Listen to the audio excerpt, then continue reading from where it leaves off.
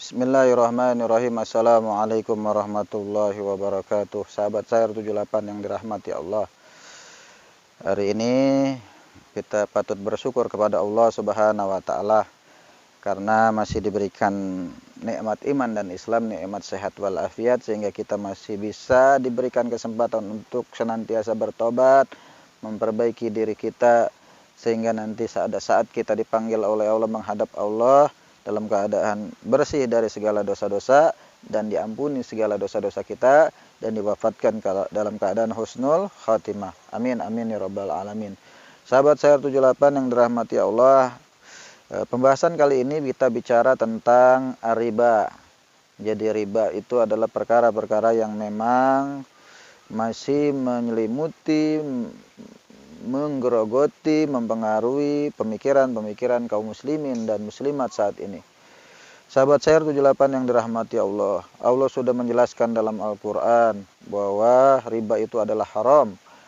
Dalam Al-Quran Allah berfirman, A'udzubillahi minasyaitonirrajim, Bismillahirrahmanirrahim, Ahalallahul bai'a wa harramar riba. Allah menghalalkan jual beli dan mengharamkan riba. Ya. Itulah yang kemudian menjadi patokan dasar kita. Harus bisa kita menghindar dari perkara riba. Ya. Dalam hadis pun Rasul memprediksi bahwa suatu zaman manusia itu tidak bisa menghindar dari riba. Apa kata Rasul? Ya'ti 'alan nasi zamanun, nanti suatu zaman, suatu saat akan datang kepada manusia, yaitu apa? Akan datang pada manusia, la yabqa ahadun, tidak ada satupun orang illa akala riba, yang tidak memakan riba. Wakila ya Rasulullah, kemudian sahabat bertanya, kulluhum ya'kuluna riba, apakah pada zaman itu, pada saat itu manusia seluruhnya memakan riba? Qala, kemudian Rasulullah bersabda, man lam yakul bihi yusibuhu min gubarihi. Pada saat itu barang siapa yang tidak secara langsung memakan riba, maka akan terkena pecikan debunya, debu-debu dosa daripada riba. Siapa mereka? Karena mereka menjadi orang-orang yang rela menjadi saksi, kemudian menjadi juru tulis, kemudian ikhlas dan rela dalam keadaan seperti itu. Nah, saat ini kalau kita tinggal di satu komunitas yang otoritas kekuasaannya masih menggunakan sistem ekonomi ribawi, ya kita termasuk orang yang ikut kebagian dosanya kalau kita tidak mendakwahkannya, meluruskan terus-menerus, mewacanakan ekonomi syariah. Jika kita memperjuangkannya, mudah-mudahan Allah mengampuni dosa-dosa kita, walaupun sampai saat ini belum terwujud 100% sistem ekonomi syariah. Itu ya, beratnya hidup di zaman sekarang, karena kita tidak bisa menghindar dari riba. Diemnya aja kita, itu jadi kebagian dosanya. Kenapa? Gimana nggak bisa, gimana nggak dosa? Kita bisa bayangin, kita tiap hari disuguhkan bantuan-bantuan pemerintah, kita nggak tahu. Mudah-mudahan bantuan-bantuan pemerintah yang kita dapatkan itu adalah uang yang halal, hasil dari hal-hal yang memang dibenarkan ajaran Islam. Tapi kalau kita kemudian ikut makan dari hasil riba, misalnya otoritas pemangku kebijakan dalam hal ini yang memimpin negeri ini menggunakan uang riba buat fasilitas umum, buat jalanan kita pakai, ya itu jadi kebagian dosanya juga kita. Tapi kalau fasilitas umum biasanya banyaknya dapat dari pajak, bukan dari riba, ya. Tapi pajak juga sebenarnya menjadi permasalahan bagi kaum muslimin. Sahabat saya 78 yang dirahmati Allah. Jadi ya dari sekarang dah kita jauh-jauhin riba. Ya kalau bisa, saya bukannya ngajak umat Islam supaya nggak nyimpan uang di bank. Sebagian ulama ada yang ngebolehin kita nyimpan uang di bank selama tidak ngambil bunganya. Tapi kan tadi hadis tadi udah dijelaskan, ya. Siapa orang-orang yang tetap terpecik dosa itu? Man lam yakul bihi yusibuhu, mereka orang-orang yang tidak secara langsung makan akan terkena debu-debunya. Siapa orang yang rela?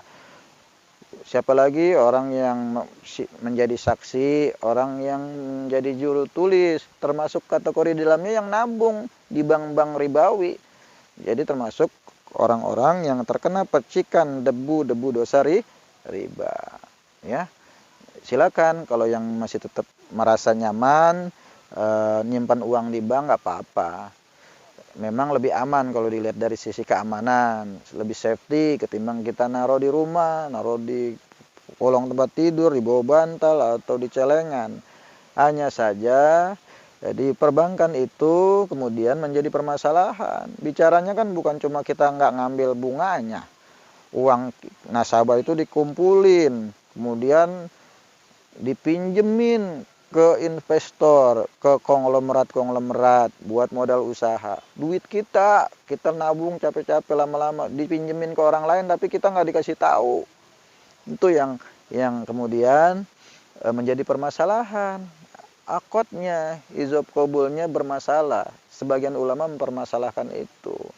Bagaimana mungkin duit segitu banyaknya masyarakat Indonesia kemudian dipinjemin ke orang yang punya duit kagak tahu. Itu jadi sebuah permasalahan. Kemudian ditaruh di saham, dimainin di saham, tambah berlipat-lipat lagi dosanya. Nah, itu masuk dalam kategori orang-orang yang terkena percikan debu-debu dosa riba. Ya. Tapi sekali lagi Al-Fakir tidak maksa, Al-Fakir hanya mengajak bagi yang tetap kekeh ingin nabung di bank silakan. Walaupun nggak ngambil bunganya silakan. Al-Fakir tidak berhak menghakimi, menjas bahwa orang-orang yang masih berinteraksi dengan bank itu orang-orang yang salah, enggak. Karena itu masih ikhtilaf di antara para alim ulama. Hanya saja bagi kita kalau bisa menghindar. Kalau memang toh terpaksa, misalnya kita disuruh bikin ATM kayak kemarin nih, Al-Fakir suruh bikin ATM buat BPUM pedagang, dana usaha, terus juga buat bansos, itu nggak ada masalah. Kita husnuzon aja, mudah-mudahan uang itu uang halal yang diberikan oleh pemimpin kita yang kita cintai dengan uang-uang yang halal untuk membantu rakyatnya karena terdampak oleh COVID-19. Sahabat saya 78 yang dirahmati Allah. Itulah sedikit gambaran buat supaya kita bisa menyikapi bagaimana kita bisa terhindar dari riba di masa sekarang. Karena Rasul sudah jelaskan nanti satu zaman nggak ada yang bisa kehindar dari riba. Yang kagak makan secara langsung aja kena debu-debunya. Siapa orang-orang yang diem aja ketika dia menyaksikan ada sistem ekonomi ribawi, tidak mendakwakannya, tidak melakukan amar ma'ruf nahi munkar. Siapa lagi orang-orang yang ikut berkecimpung di dalamnya, nabung di dalamnya, itu sama aja ikut mendukung secara tidak langsung menguatkan ekonomi ribawinya. Kita perjuangkan ekonomi syariah. Mudah-mudahan jika umat Islam sadar bahwa ekonomi syariah itu lebih baik daripada ekonomi saat ini, insya Allah akan menurunkan keberkahan pada negeri ini, negeri Indonesia, negeri yang kita cintai. Allah akan memberikan pertolongan kepada kita. Allah akan mensejahterakan hidup masyarakat Indonesia, baik yang muslim maupun yang non-muslim. Ya. Kesimpulan dari pembahasan kita kali ini, jadikan hidup ini terhindar dari segala bentuk transaksi ekonomi riba. Mari kita menghindar dari sekarang agar ekonomi kita menjadi bersih, ekonomi kita menjadi berkah, halalan thayyibah wa barokah. Mungkin itu saja yang bisa Al-Fakir sampaikan. Bagi yang ingin diskusi, ingin sharing, silakan ditunggu di kolom komentar ini. Barangkali ada hal-hal yang kurang tepat, yang Al-Fakir juga kurang bisa menyampaikannya secara benar, tolong diluruskan. Kurang lebihnya mohon maaf. Wallahul muwaffiq ila aqwamit thoriq. Summa assalamu alaikum warahmatullahi wabarakatuh.